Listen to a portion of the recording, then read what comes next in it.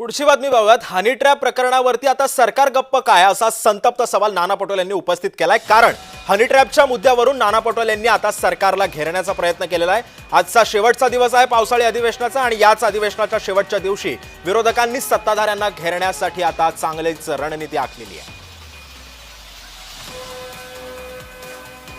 काल जो मी मुद्दा हनी ट्रॅपचा उपस्थित केला होता त्याच्यावर माननीय अध्यक्षांनी सांगितले की निवेदन करा संध्याकाळपर्यंत, पण सरकारने केला नाही. म्हणून आज तो मुद्दा मी उपस्थित केला. याचे धागेदोरे नाशिक, ठाणे आणि मंत्रालय या हनी ट्रॅपचे धागेदोरे इथपर्यंत पोहोचलेले आहेत. राज्याचे महत्त्वपूर्ण दस्तावेज, गोपनीय दस्तावेज असामाजिक तत्वांच्या जवळ गेलेले आहेत आणि महाराष्ट्राच्या सुरक्षेला धोका पोहोचलेला आहे. जेव्हा विधानसभेमध्ये मी हा पेन ड्राईव्ह दाखवला, एक मंत्री म्हणाले की कोण आहेत ते दाखवा आम्हाला.